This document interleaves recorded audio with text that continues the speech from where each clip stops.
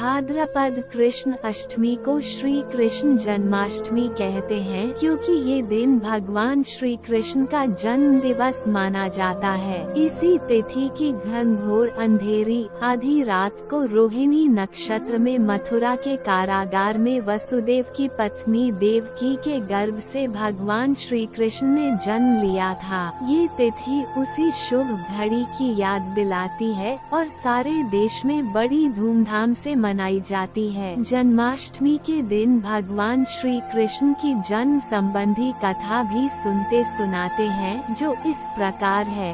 द्वापर युग में भोजवंशी राजा उग्रसेन मथुरा में राज्य करता था। उसके आतताई पुत्र कंस ने उसे गद्दी से उतार दिया और स्वयं मथुरा का राजा बन बैठा। कंस की एक बहन देवकी थी, जिसका विवाह वसुदेव नामक यदुवंशी सरदार से हुआ था। एक समय कंस अपनी बहन देवकी को उसकी ससुराल पहुंचाने जा रहा था। रास्ते में आकाशवाणी हुई, हे कंस, जिस देवकी को तू बड़े प्रेम से ले जा रहा है, उसी में तेरा काल बसता है। इसी के गर्भ से उत्पन्न 8वां बालक तेरा वध करेगा। ये सुनकर कंस वसुदेव को मारने के लिए उद्यत हुआ। तब देवकी ने उससे विनय पूर्वक कहा, मेरे गर्भ से जो संतान होगी उसे मैं तुम्हारे सामने ला दूंगी। बहनोई को मारने से क्या लाभ है।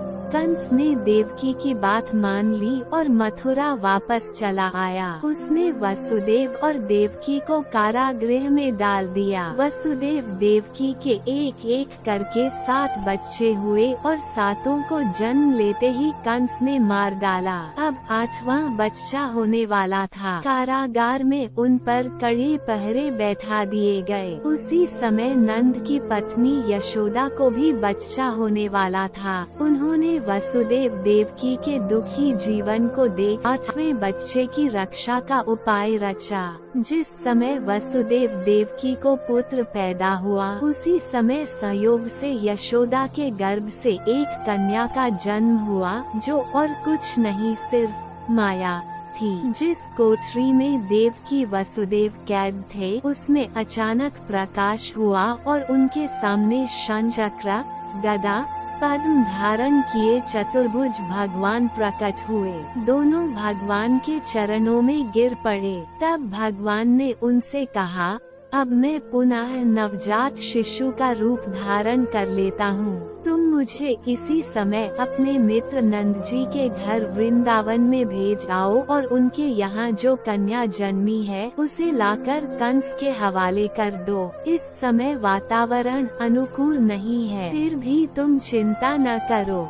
जागते हुए पहरेदार सो जाएंगे, कारागृह के फाटक अपने आप खुल जाएंगे और उफनती अथाह यमुना तुमको पार जाने का मार्ग दे देगी। उसी समय वसुदेव नवजात शिशु रूप श्री कृष्ण को सूप में रखकर कारागृह से निकल पड़े और अथाह यमुना को पार कर नंद जी के घर पहुँचे। वहाँ उन्होंने नवजात शिशु को यशोदा के साथ सुला दिया और कन्या को लेकर मथुरा आ गए। कारागृह के फाटक पूर्ववत बंद हो गए। कंस को सूचना मिली कि वसुदेव देवकी को बच्चा पैदा हुआ है। उसने बंदी गृह में जाकर देवकी के हाथ से नवजात कन्या को छीनकर पृथ्वी पर पटक देना चाहा, परंतु वह कन्या आकाश में उड़ गई और वहां से कहा, अरे मूर्ख, मुझे मारने से क्या होगा? तुझे मारने वाला तो वृंदावन में जा पहुंचा है। वह जल्द ही तुझे तेरे पापों का दंड देगा। ये है कृष्ण जन्म की कथा।